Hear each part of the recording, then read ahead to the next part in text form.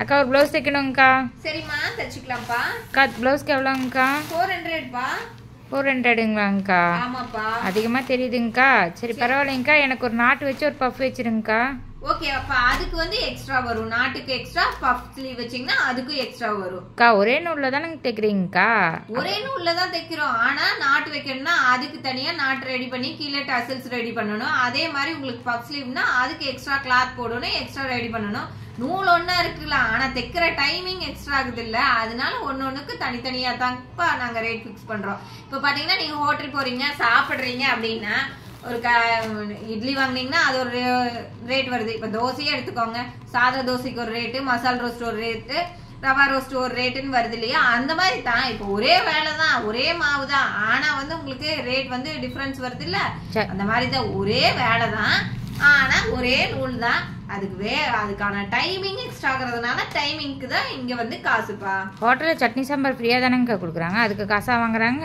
அதுக்கு சட்னி சாம்பாருக்கு காசு வாங்குறது இல்ல. நீங்க தனியா போய் சட்னி சாம்பார் மட்டும் கேட்டா கொடுக்கவா வராங்க? இல்ல இல்ல, இட்லிக்கும் தர்றாங்க, மசாலா ரோஸ்ட்டுக்கும் தர்றாங்க, உங்களுக்கு வேற ஏதாவது வாங்கினீங்கன்னா அதுக்கும் தர்றாங்க.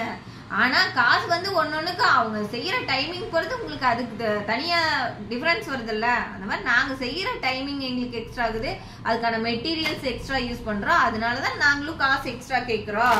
என்ன பண்றதுங்க, எங்க ஊர்ல எல்லாம் கம்மியா வாங்குறாங்க, அங்க போய் தைக்க முடியாத நிலைமைக்கு தானே இங்க வந்து தைக்கிறோம். ஏன் உங்க ஊர்ல இருந்து நீங்க இங்க வந்தீங்க? இங்க சம்பளம் திருப்பூர்ல அதிகங்க, அதனாலதான் வந்தேங்க. அப்ப தெரியுதுல உங்களுக்கு திருப்பூர்ல சம்பளம் அதிகம் அப்படின்ட்டு. எங்களுக்கும் பாத்தீங்கன்னா எத்தனை செலவு இருக்குது, அது எல்லாமே நாங்க வந்து இதுலதானே எடுத்துக்க வேண்டியதா இருக்குது. இப்ப நீங்க என்னங்கிறீங்க, கட்டிங் மாஸ்டர் தான் இருந்தாதான் நல்லா வெட்டி தருவாருங்க அப்படிங்கிறீங்க, அவங்களுக்கு சம்பளம் கொடுக்கணும்.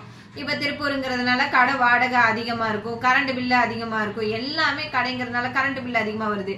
இப்ப நீங்க சொல்றீங்க எங்க ஊர்ல 150 ரூபாய்க்கு தச்சு தராங்க, 200 ரூபாய்க்கு தச்சு தராங்க அப்படின்னு சொல்லிட்டு.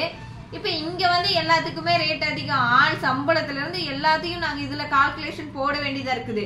இப்ப எது ஒரு பொருளும் அது வச்சிருக்கிற இடத்தை பொறுத்து தானே நிர்ணயிக்க வேண்டியதா இருக்கு. ஆள் சம்பளம் கொடுக்கறதுக்குலாம் நாங்க கொடுக்க முடியுங்களாங்கக்கா? அப்புறம் யாருக்கிட்டப்பா நான் போய் வாங்குறது? ஆள் சம்பளத்துக்கு ஜெயிச்சு தானே நான் இதுல காசை போட்ட முடியும். ஆள் சம்பளம் நீங்க கொடுக்க முடியாது, உங்களுக்கு தானே நாங்க துணி தச்சு தரோம். ஏன் துணியை தச்சுட்டு உங்ககிட்ட காசு கேட்கற மாதிரி எல்லாம் சொல்றீங்க? இந்த மாதிரி எத்தனை கொஸ்டின் தான் ஒரு பிளவுஸ்ல கேக்குறீங்க எங்களுக்கு. நீங்க வந்து கடைக்குள்ள வந்தீங்கன்னா நாங்க எவ்வளோ நேரம் உங்களுக்காக எடுத்துக்கிறோம். அந்த ஒரு நேரத்துல வந்து நாங்க உட்கார்ந்தோம்னா எங்கனால ஏதாவது ஒரு வேலை செய்ய முடியும். ஆனா இவ்வளவானா இதுல எத்தனை வேலை இருக்குது, இந்த வேலையெல்லாம் முடிக்கிறோம். இது மட்டுமா? நாங்க மிஷின்லயே உட்கார்ந்துருக்கிறோம், நின்றுட்டே இருக்கிறோம்னா நாளைக்கு அதனால எங்களுக்கு வெரிகோஸ் வெயின் மாதிரி எத்தனையோ ப்ராப்ளம் எல்லாம் இந்த வேலை செய்யறதுனால வரும். இன்னைக்கு சம்பாதிக்கிறத வச்சுதான் நாளைக்கு மெடிக்கல் செலவுல இருந்து எல்லாத்தையும் பாத்துக்க வேண்டியதா இருக்குது. அதனால நாங்க டைமிங் அதிகமாகுது ஒரு துணிக்கு அப்படிங்கும்போது கண்டிப்பா ரேட் அதிகமா கேட்போம். அதனால நீங்களும் கொஞ்சம் யோசிக்காம கொடுத்துருங்க. நீங்க உங்க ஊருக்கு போறப்ப தாராளமா தச்சுட்டு வாங்க. எங்க ஊர்ல இந்த ரேட்டு முடிஞ்சா இந்த ரேட்டையவே கொடுத்துருங்கப்பா, எங்களை குறை சொல்லாதீங்க. Thank you friends.